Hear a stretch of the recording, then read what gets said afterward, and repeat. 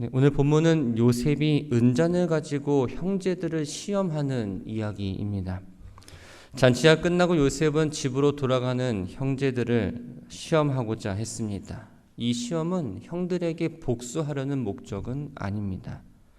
지금까지 형들의 모습을 보면 좀 바뀐 것 같긴 한데 정말 변한 것인가, 아니면 위기를 모면하기 위해서 변한 척을 하는 것인가, 형들의 진심을 확인하고 싶었습니다.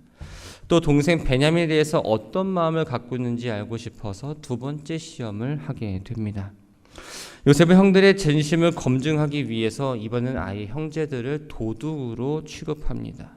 청지기에게 형제들이 각자 가져갈 수 있을 만큼의 곡식을 자루에 가득 채우고 또 지난번처럼 형제들의 자루에 돈을 넣어두라고 말합니다. 특별히 베냐민의 자루에는 자신의 은잔을 넣어두게 하죠. 여기서의 돈은 바로 은을 말합니다. 오늘날처럼 화폐가 만들어지지 않은 당시 시대에서는 은이 화폐 대신 사용되었고 이 은과 돈이 같은 말로 통용되었습니다. 요셉이 형제들 자루에 돈을 덜어놓은 이유는 첫 번째 시험할 때와 목적이 같습니다. 처음 양식을 구하고 가나안으로 돌아가는 길에 나귀에게 먹이를 주려고 자루를 풀었을 때 돈이 그대로 있는 걸 보게 됩니다. 그때 크게 두려워했죠. 이번에도 그 돈을 통해서 형들이 과거에 자신을 은 20에 팔았던 죄에 대해서 생각나게 하고 또한 그 죄에 대해서 진정한 회개를 하려는 데 있었습니다. 만약 형들의 마음 가운데 계속해서 그 죄책감이 남아있다면 요셉과 형제들은 서로 진실한 죄질을 나눌 수 없었기 때문입니다. 날이 밝았고 형제들은 가나안 땅을 향해 출발합니다. 형들이 성을 벗어나서 그리 멀지 않은 곳에 이르렀을 때 요셉은 자기 집 청지기에게 형제들을 쫓아가서 이 말을 하라고 이야기합니다. 너희가 어찌하여 선을 악으로 갚느냐? 이것은 내 주인이 마시는 데 쓸 뿐 아니라 저무칠 때도 쓰시는 잔이 아니냐? 너희가 악한 짓을 저질렀다. 요셉의 청지기는 결국 형제들을 따라잡고 그들에게 요셉이 말한 그 말을 그대로 전하게 되죠. 고대 애굽인들은 술잔에 물을 넣고 주문을 외운 뒤에 그 물 위에 비치는 햇빛 모양을 보고 점을 쳤습니다. 이 점을 치는 잔을 매우 신성하게 여겼고 이것을 훔치는 건 그 집의 수호신을 훔치는 것과 같아서 엄하게 다스렸죠. 사실 요셉은 하나님을 믿는 사람이었기 때문에 그 잔을 점치는 데 사용할 리는 없었습니다. 하지만 형제들을 도둑으로 취급해서 그 절도죄를 씌우기 위해서는 점치는 술잔보다 더 적합한 것이 없었기 때문에 이것을 선택했던 겁니다.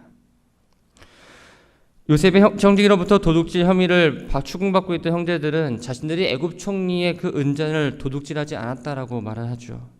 또한 어떻게 된 일인지는 자세히는 모르지만 처음 양식을 구입할 때 그 자루에 담겨있던 돈까지 가지고 왔다면서 다시 한번 자신들의 결백함을 주장하고 있습니다. 그러면서 만약 우리 중에 누가 그것을 갖고 있다는 것이 밝혀지면 그 사람은 죽어도 마땅하다. 그리고 우리 모두 종이 되겠다라고 말합니다. 우상이나 혹은 신성한 물건을 도둑질하는 건 중죄에 해당하기 때문에 죽음을 피할 수 없다라는 걸 분명히 이들도 알았습니다. 또 형제들 가운데에 어느 누구도 애굽 총리의 그 점치는 잔을 훔치지 않았을 거라는 확신이 있었기 때문에 자신만만하게 이야기했죠. 요셉의 형제들이 누구 한 사람의 잘못이라도 발견되면 공동으로 책임지겠다는 그 모습을 통해서 그들의 우애가 어떠한지를 보여주기에는 충분했습니다. 과거 서로 시기하며 질투하게 극격했던 이 요셉의 형제들은 그동안 겪었던 어떤 역경과 시련 가운데에 언약 백성으로서 성숙한 신앙인의 모습을 서서히 갖춰가고 있었던 겁니다.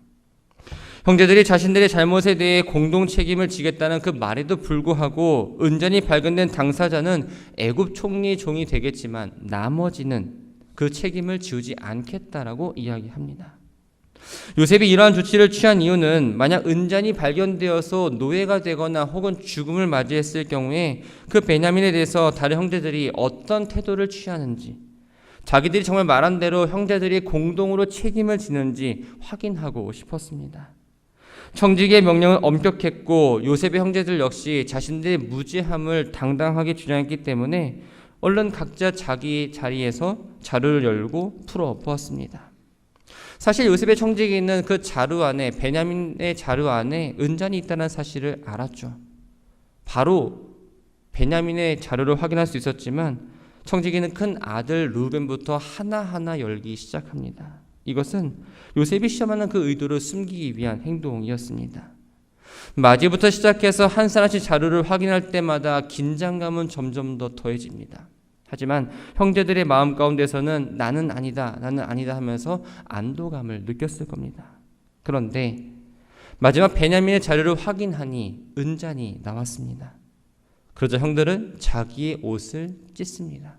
이 옷을 찢는다는 건 바로 슬픈 감정을 나타내는 행동입니다. 자신들은 결백하다고 장담했는데 이 베냐민 자루에서 은잔이 나오는 바람에 요셉의 형제들은 그 절망과 슬픔에 빠져 있었던 겁니다. 형제들은 공동 책임을 지겠다는 자신들의 약속대로 베냐민과 함께 다시 애굽 총리가 살고 있는 성으로 가게 됩니다. 이로써 형제들의 우애는 입증되었고 또한 요셉의 두 번째 시험 역시 끝을 맺게 되었습니다. 드디어 요셉의 집에 도착합니다. 형제들은 요셉이 다른 장소에 있을 걸 생각했지만 자신들을 떠나보낸 그 자리에 있는 걸 보고 놀랐습니다. 은잔을 잃어버렸다는 그 사실을 한 애굽 총리가 화가 나서 자신들을 지금 기다리고 있다라고 생각을 했던 거죠. 이러한 상황은 형제들이 더 큰 공포를 느끼기에 아주 충분했습니다. 지금까지 요셉과 형제들은 세 차례 만났습니다. 그런데 요셉의 태도는 그때마다 다르다는 걸 보여줍니다. 첫 번째 만났을 때 형들은 정탐꾼으로 몰아세우고 감옥에 가둔 뒤 3일 뒤에 다시 만났을 때 하나님을 경외하는 사람이다, 생명을 보호하는 사람이다라고 이야기하며 그 모습을 보여줍니다. 두 번째 만났을 때 형들은 자기 집으로 초대해서 식사를 대접함으로 감성적이고 그들을 향해서 우호적인 모습을 보여주었죠. 근데 세 번째 만남에서는 마치 범인을 추궁하는 듯한 모습으로 냉철한 재판관 같은 그런 모습을 보여주고 있습니다. 15절을 보면 나 같은 사람이 점을 잘 치는 줄을 너희는 알지 못하느냐라고 이야기합니다. 자신은 누가 은잔을 도둑질했는지 점을 쳐서 알아낼 수 있는 사람인데 감히 은잔을 가지고 도망칠 수 있냐는 거죠. 요셉이 형제들을 책망하자 유다가 형제들을 대표해서 먼저 베냐민이 죄를 지었다는 사실을 인정합니다. 그리고 나서 하나님의 종들이 죄악을 찾아내셨다라고 말을 하죠. 유다의 고백은 단순히 베냐민이 도둑질해서 걸렸다라는 의미가 아닙니다. 자신들이 아주 오래전에 이 도단에서 애굽으로 가는 상인들에게 요셉을 팔았던 그 죄를 하나님이 아시며 그 죄로 인해서 지금 자신들이 대가를 치르고 있다라는 고백이었습니다. 유다의 고백처럼 우리가 아무리 은밀하게 죄를 지었다 할지라도 하나님 앞에서는 결코 숨길 수가 없습니다. 하나님은 우리의 일거수일투족을 다 감찰하시며 또 우리가 무슨 생각을 하고 있는지 우리가 무슨 마음을 먹고 있는지 훤히 아시는 분이기 때문입니다. 이스라엘 백성이 출애굽한 이후에 모세의 지도 아래 광야 생활을 마쳤습니다. 또한 여호수아의 인도 아래 약속의 땅 가나안 땅을 정복하게 되었죠. 첫 번째 전투는 바로 여리고성 전투입니다. 하나님은 이 전투에서 이스라엘이 반드시 승리하게 하셨으며 성이 무너지는 기적을 베푸셨죠. 그러나 하나님은 여리고에서 얻은 이 전리품을 이스라엘에 취하지 못하도록 명령하셨습니다. 모든 은과 금과 놋과 철기물은 하나님께 바쳐야 했고 이를 어길 경우에는 이스라엘 공동체 전체가 저주를 받을 거라고 경고를 합니다. 그런데 다음 전투인 아이성에서 패배합니다. 그 패배의 원인은 아간이 하나님의 명령을 어기고 물건을 훔쳐 자신의 장막에 숨겨놨기 때문입니다. 그의 범죄는 다른 사람들이 모르게 아주 비밀스럽게 이루어졌지만 하나님은 알고 계셨다는 거죠. 이처럼 모든 것을 감찰하시는 하나님 앞에서는 드러나지 않는 죄들이 아무것도 없습니다. 사람이 사람의 눈을 속일 수 있지만 결코 하나님을 속일 수 없다라는 거죠. 그렇기 때문에 우리가 죄를 숨기려는 그 어리석음이 아니라 그 죄를 범했을 때 하나님 앞에 그 죄를 내어놓고 회개를 해야 합니다. 그것이 우리의 모든 죄악을 알고 계시는 그 하나님의 심판을 피할 수 있는 최선의 길임을 기억하시기 바랍니다. 유다는 약속한 대로 형제들이 공동으로 책임을 져 애굽 총리의 종이 되겠다라고 이야기합니다. 그러나 요셉은 은잔을 훔친 그 베냐민만 내 종이 되고 나머지 형제들은 곡식을 가지고 올라가서 아버지께 돌아가라고 이야기합니다. 과연 형제들이 자신들이 말한 것들을 지키는지, 아니면 요셉이 말한 대로 베냐민만 두고 고향으로 돌아갈 것인지 어떤 반응을 보일지 너무나 궁금했습니다. 그래서 마지막으로 그 시험하고자 의도적으로 이 말을 했던 겁니다. 그러나 야곱의 형제들은 아버지가 베냐민을 얼마나 사랑하는지 너무나 잘 알고 있었기 때문에 요셉의 말을 따를 수가 없었습니다. 형제들의 입장에 생각해 보면 이것은 큰 유혹이었죠. 그들은 모두 처자식이 있는 몸입니다. 그런데 평생을 가족들과 헤어져면 이국 땅에서 노예 생활을 하며 살 위기에 놓여 있었기 때문에 이것은 큰 유혹일 수밖에 없었습니다. 하지만 그 유혹에 넘어가지 않고 이들은 그 자리를 지켰던 거죠. 유다는 이 문제를 해결하기 위해서 자신의 목숨을 걸고 애굽 총리 앞으로 나아가서 간청합니다. 극도로 자세를 낮추고 겸손한 모습을 취하면서 요셉을 바로와 같다라며 자신이 말할 수 있게 해달라고 요청을 하죠. 당시 바로왕은 절대 군주 제도 속에서 애굽의 신과 같은 존재였습니다. 바로에게는 백성들의 목숨을 좌지우지할 수 있는 막강한 권한도 있었습니다. 이러한 바로의 권한을 받아서 위임받아 일하는 이 총리 역시 백성들의 생명을 좌지우지할 수 있는 권한을 가지고 있었던 거죠. 유다가 요셉에게 바로와 같다고 이야기한 건 최고의 경의의 표시였고, 요셉의 형제들의 운명을 좌지우지할 수 있는 위치에 있으니 자신들을 좀 불쌍히 여겨달라는 어떤 간청이었습니다. 말을 할 기회를 얻은 유다는 곧바로 아버지와 동생 베냐민과의 관계를 이야기하면서 내가 대신 종이 되겠다는 말을 하지 않습니다. 과거 첫 번째 양식을 구하러 왔을 때 요셉과 나누었던 이야기들을 먼저 이야기함으로써 요셉이 자신의 이야기에 귀를 기울게 하도록 유도합니다. 첫 번째 양식을 구하러 왔을 때 총리가 질문한 것에 대해서 우리는 대답했고, 또한 고향으로 돌아가서 총리가 제안했던 것들을 아버지께 이야기했다라고 말합니다. 그리고 이번에 애굽으로 내려올 때 총리가 제안한 것을 지켰지만 사실 이 베냐민을 데려온 게 쉽지 않았다는 사실도 이야기하죠. 베냐민이 아버지에게 소중한 아들이라는 것을 다시 한번 설명하고 이러한 가정 사정을 요셉에게 호소함으로써 어떻게든지 그 베냐민을 종을 시키지 않으려고 노력을 합니다.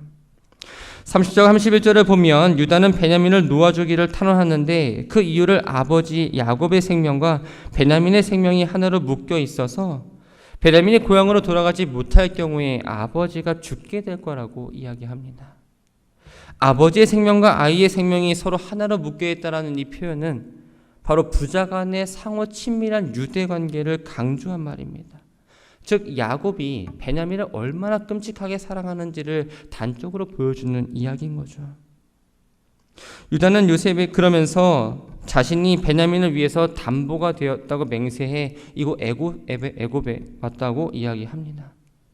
자신의 생명을 담보로 했기 때문에 요셉에게 베냐민을 석방해달라고 탄원할 뿐만 아니라 계속해서 자기의 생명을 대신해서라도 그 약속을 지키기 위해서 노력했습니다. 유다는 요셉에게 제안합니다. 어차피 요셉이 여러 명이 아니라 한 명의 종을 원하고 있으니 자신은 베냐민을 데려오면서 안전을 보장했기 때문에 베냐민 대신 내가 종이 되겠다고 이야기합니다. 자기가 종이 되어 남더라도 베냐민이 돌아가야지만 아버지 야곱의 생명을 지킬 수 있기 때문이었습니다. 베냐민을 데려가지 못하면 형제들이 아버지에게 나아갈 수 없고 또한 아버지에게는 불행이 닥칠 수 있었습니다. 베냐민을 두고 돌아갈 것인가라는 형제들의 문제는 이제 베냐민을 보낼 것인가라는 요셉의 선택할 문제로 바뀌었고, 유다의 이런 자세와 말은 모든 사람을 우선 살리는 역할을 하게 됩니다. 말씀을 정리합니다. 유다는 아버지 야곱이 베냐민을 애굽으로 보내기 두려워할 때 만약 베냐민이 다시 아버지께로 돌아오지 못하면 그 값을 내가 평생 치르겠다라고 결단을 합니다. 자신의 인생을 걸고 설득한 거죠. 그런데 총리의 은잔 사건으로 인해서 베냐민이 종이 될 처지에 놓였을 때 유다가 나서서 그 문제를 해결하려 합니다. 베냐민 대신에 자신이 애굽의 종이 되겠다고 자처하죠. 종살이는 단순히 종으로 사는 문제가 아니었습니다. 과거 이스라엘 백성은 애굽에서의 고통스러운 종살이 때문에 부르짖었습니다. 다시 말해서 이 애굽의 종살이는 바로 죽음과 고통을 의미합니다. 그럼에도 불구하고 자신이 베냐민을 대신해서 종이 되겠다라고 지금 나섰던 거죠. 유다가 보여준 자기 희생 정신은 자신은 물론 다른 형제들과 또한 기근으로 어려움을 겪고 있는 가족의 생명까지도 구원하게 되었습니다. 뿐만 아니라 그의 후손 가운데서 온 인류를 구원할 참된 중보자의 왕이신 예수 그리스도가 나시게 된 영광까지 얻게 되었던 거죠. 그런데 만약 유다가 자기만 살겠다고 베냐민을 놔두고 애굽을 떠났다면 어땠을까요? 아마 당장은 생명을 보존했을지 몰라도 아버지의 책망을 결국 피할 수는 없었을 겁니다. 또 다시는 애굽에서 식량을 구할 수 없게 될 것이고, 또한 기근이 언제 끝날지 모르기 때문에 그 전에 어려움을 겪고 망했을지도 모릅니다. 이처럼 참된 생명과 영광의 길은 자기 유익에만 집착해서 다른 사람을 희생시키는 게 아니라 바로 다른 사람을 위해서 내 생명과 내 것을 희생하는 겁니다. 예수님은 무릇 자기 목숨을 보존하고자 하는 자는 잃을 것이요 잃는 자는 살리라 라고 말씀합니다. 세상의 가치와 생각으로는 이해할 수 없지만 버림으로써 또한 희생함으로써 얻는 것이 있다는 게 바로 기독교의 진리인 거죠. 에스더는 죽으면 죽으리라고 하며 민족을 위해서 자신을 희생하고자 했을 때 민족을 구원했고 또한 그 자신 또한 존귀하게 되었습니다. 예수님도 친히 자기의 생명을 버리심으로써 인류를 죄에서 구원하셨고 그 죽음을 극복함으로써 자기의 말씀이 진리라는 사실을 분명하게 입증해 보이셨습니다. 오늘날 살아가는 우리들의 모습은 어떤가요? 그닥 정이 있어 보이지는 않습니다. 때로는 AI와 같이 기계적인 것 같은 느낌도 듭니다. 그런 마음이 드는 이유는 양보하고 배려하면 손해를 본다는 생각과 희생하는 것에 대해서 거부감을 갖기 때문입니다. 그런데 우리가 기억해야 될 건 우리가 하루하루 이렇게 살아갈 수 있는 것이 누군가의 희생, 더 나아가서는 예수 그리스도의 희생이 있었기 때문에 가능하다는 사실을 기억해야 합니다. 죄의 종로를 타면서 죽음과 심판을 향해 가고 있던 우리들의 삶을 예수 그리스도를 통해서 죄값을 대신 치러주셨고 예수님의 공로로 우리는 죽음에서 해방되었습니다. 거룩하신 하나님 앞에서 의로운 자라고 인정받을 수 있었던 거죠. 그럼 우리가 해야 될 일들은 바로 날마다 대속자 되시는 예수 그리스도의 그 은혜에 감사하며 나아가야 합니다. 감사로 끝나는 것이 아니라 하나님 뜻에 합당한 삶을 살아내므로 그 의미를 기억하며 나아가야 한다는 거죠. 이러한 삶은 바로 내가 희생함으로써 나타낼 수 있습니다. 여러분들은 얼만큼 희생과 양보와 배려에 대해서 생각하며 하고 계시는지요? 바라기는 그리스도 예수 안에서 거듭난 새로운 피조물로서 유다와 같이 다른 사람을 위해서 자신을 희생할 수 있는 진정한 신앙의 용기를 갖는 모든 성도들 되기를 바랍니다. 입술로만 양보한다, 배려한다가 아니라 여러분들의 삶과 행동 가운데에 그 배려와 양보의 모습을 보이므로 진정 믿음의 사람으로 나아가는 우리 모두가 되기를 주님의 이름으로 축원합니다.